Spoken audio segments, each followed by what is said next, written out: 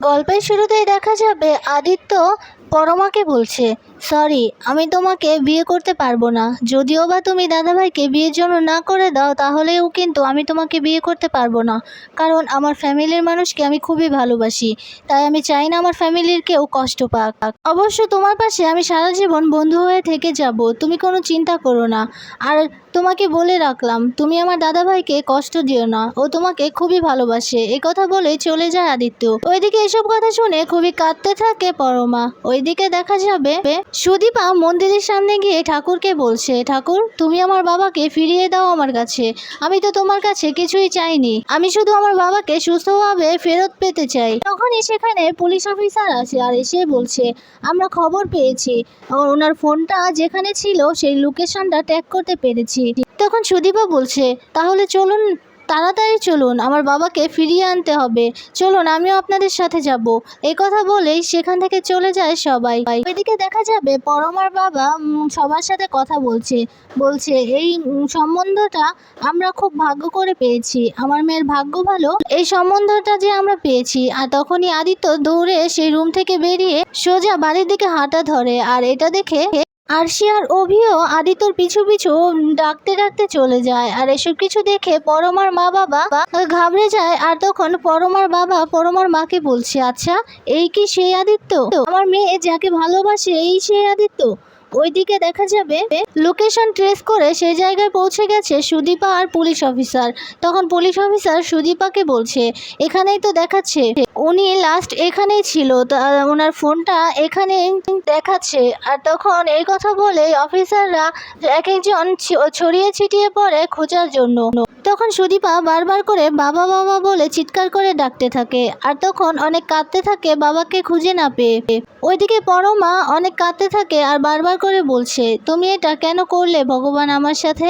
আর তারপরে পরমার মা বাবা পরমার কাছে এসে বলছে, আচ্ছা মা, তুই এভাবে ভেঙে পড়িস না। আর এই কি সেই আদিত্য? এই কথা বলতেই তখন পরমা বলছে, হ্যাঁ মা। তখন পরমার মা বলছে, ও তাহলে তোর সাথে এত বড় একটা নাটক কেন করলো? তখন পরমা বলছে, না বাবা, ওর কোনো দোষ নেই। আমি সবটা শুনেছি, তোমরাও তো শুনেছো, বলো ওর কোনো দোষ নেই। সব কিছুর জন্য ওকে তোমরা দায়ী করো না। তখন পরমার মা বলছে, ঠিক আছে, তুই এভাবে কাঁদিস না। আর তখনই পরমার বাবা বলছে, আচ্ছা ঠিক আছে, আমি এক্ষুনি ওদেরকে না করে দিচ্ছি, তুই এই বিয়েটা করিস না। তখন পরমা বলছে, না বাবা, তুমি ওদেরকে ফোন করো না। আর আমি যদিও এই বিয়েতে না করে দিই, তাহলে কিন্তু আদিত্য আমাকে বিয়ে করবে না, কারণ আদিত্য ওর ফ্যামিলিকে খুবই ভালোবাসে। আর ওর দাদাভাইয়ের সাথে আমার বিয়ে ঠিক হয়েছে, ওর দাদাভাই যদি কষ্ট পায় তাহলে ও কোনোদিনও আমাকে ক্ষমা করতে পারবে না। তখন পরমার বাবা বলছে, তাহলে তুই কি চাইছিস মা?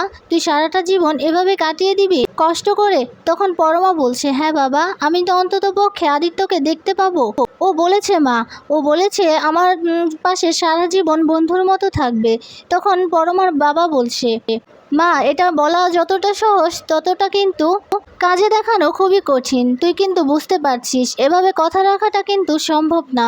তখন পরমা বলছে, হ্যাঁ বাবা, আমি জানি ও সারা জীবন আমার এই কথাটা রাখতে পারবে না, কিন্তু তারপরও আমি চাই এই বিয়েটা হোক।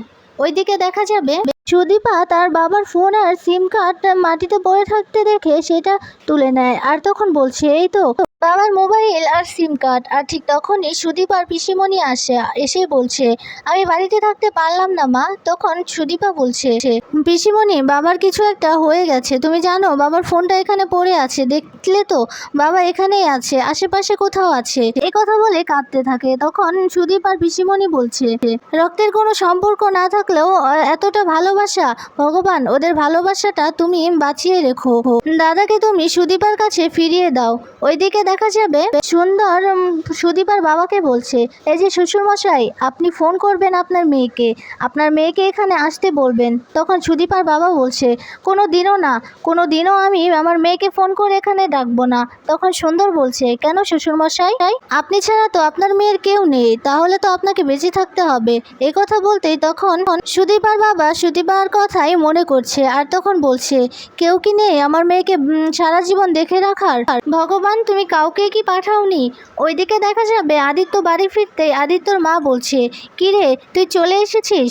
সবার সাথে আলাপ করে কি মনে হলো তোর? কেমন ওরা? আর তখনই অভি এসে বলছে, দেখো না, ও কিছু না বলে সেখান থেকে চলে এসেছে। তখন আদিত্যর মা বলছে, কিরে আদিত্য, তোর কি হয়েছে বল আমাকে, তোর কি শরীর খারাপ করছে? তখন আদিত্য বলছে, হ্যাঁ মা। এই কথা বলে রুমে চলে যাবে তখন অভি বলছে, কিরে তুই কিছু বলছিস না কেন?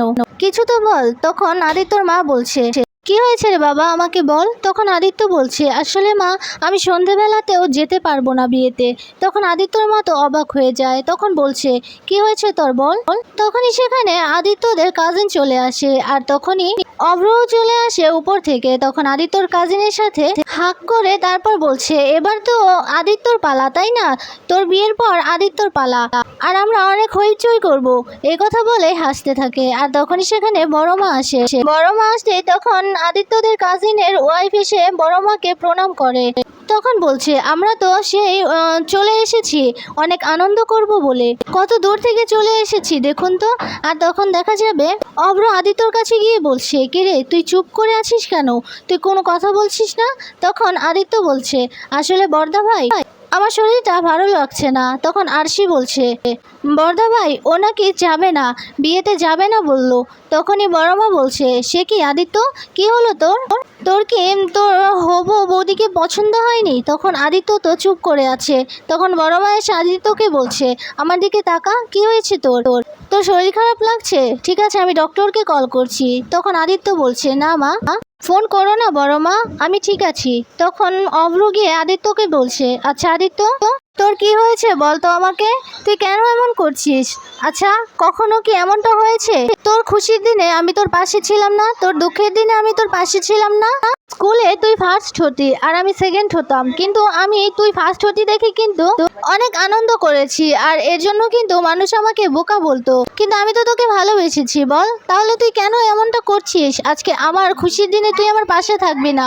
তখন আদিত্য বলছে, ঠিক আছে দাদা ভাই, তুই চিন্তা করিস না, আমি যাব। এই কথা বলতে সকলে চলে যায় সেখান থেকে। তখন আদিত্যদের কাজিনের স্ত্রী বলছে, মনে হচ্ছে কিছু একটা ঘটনা আছে এখানে। এদিকে দেখা যাবে সুদীপার মোবাইলে ফোন বাজতে তখন সুদীপা ফোনটা রিসিভ করে। তখন সুন্দর বলছে, তোমার বাবাকে আমি নিয়ে এসেছি, তোমার বাবা এখন আমার কাছে। তখন সুদীপা বলছে, সুন্দর, আমার বাবার কোনো ক্ষতি তুই করবি না। তখন সুন্দর বলছে, যদি তোমার বাবাকে ফিরে পেতে চাও তাহলে আমি একটা ঠিকানা দিচ্ছি, সেখানে চলে আসো। এই কথা বলতে তখন পিসিমা এসে বলছে, কিরে তো দাদা ফোন করেছে নাকি? তখন সুদীপা তো কিছুই বলছে না। উপাস থেকে সুন্দর বলছে, কাউকে কিন্তু কিছুই বলা যাবে না, যদি বলো তাহলে তোমার বাবাকে মেরে ফেলবো। তখন সুদীপা বলছে, না আমি কাউকে কিচ্ছু বলবো না। তখন দেখা যাবে সুন্দর বলছে, ঠিক আছে, এই তো লক্ষ্মী মেয়ে, যদি কাউকে বলো তাহলে তোমার বাবার ক্ষতি করে দেব। আমি একটা ঠিকানা পাঠাচ্ছি, সেখানে চলে আসবে। তখন উপাস থেকে সুদীপার বাবা বলছে, না মা, আমার যাই হয়ে যাক না কেন তুই এখানে আসবি না, কিছুতেই আসবি না তুই। তখন কেঁদে কেঁদে সুদীপা বলছে, বাবা। তখন সুন্দর বলছে, হ্যাঁ তোমার বাবা, তুমি যদি এখানে না আসো তাহলে তোমার বাবাকে আমি মেরে ফেলবো। ওইদিকে দেখা যাবে বড় মাকে সাজানো হচ্ছে বিয়ের জন্য। তখন আদিত্যর সাথে কাটানো মুহূর্তগুলোর কথাই মনে করছে পরমা, খুবই কষ্ট পাচ্ছে পরমা। আর তখন মনে মনে বলছে, আদিত্য, আমি হয়তো বিয়েটা করে নিচ্ছি, কিন্তু তোমাকে ছাড়া আমি কাউকে কোনোদিনও ভালোবাসতে পারবো না। আমি সারা জীবন শুধু তোমাকেই ভালোবেসে যাব। ওইদিকে দেখা যাবে ফোনটা কেটে দিলেই তখন সকলে মিলে জিজ্ঞেস করছে, সুদীপা কি হয়েছে, দাদার কোনো খবর পেয়েছো? তখন সুদীপা বলছে, না কোনো খবর পাইনি। তখন পিসিমণি বলছে, তাহলে কে ফোন করেছিল? তখনই সুন্দর ফোন করে, আর তখন ফোনটা রিসিভ করে রেখে দেয় সুদীপা। তখন সুদীপা বলছে, আসলে আমার ভর্তির ওখান থেকে ফোন করেছিল। তখন পিসিমণি বলছে, তাহলে তুমি এত ঘামছো কেন? তুমি কি সত্যি কথা বলছো? কি হয়েছে বলো আমাকে। তখন পাড়া প্রতিবেশীরাও বলছে, কি হয়েছে বলো, কোনো সমস্যা হয়েছে?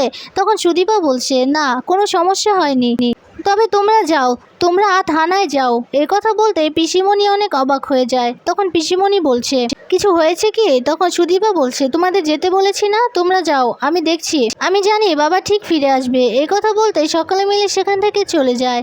তখন সুদীপা সুন্দরকে বলছে, সুন্দর, আমি কাউকে কিচ্ছু বলিনি, সবাই চলে গেছে, তুই বল কোথায় যেতে হবে আমাকে, আমার বাবার কোনো ক্ষতি তুই করবি না।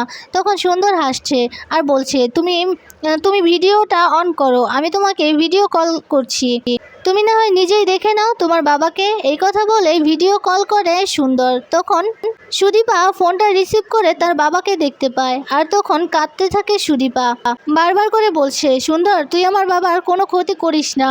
তখন ওপাশ থেকে পরমার বাবা বলছে, না মা, তুই এখানে আসবি না, কিছুতেই না।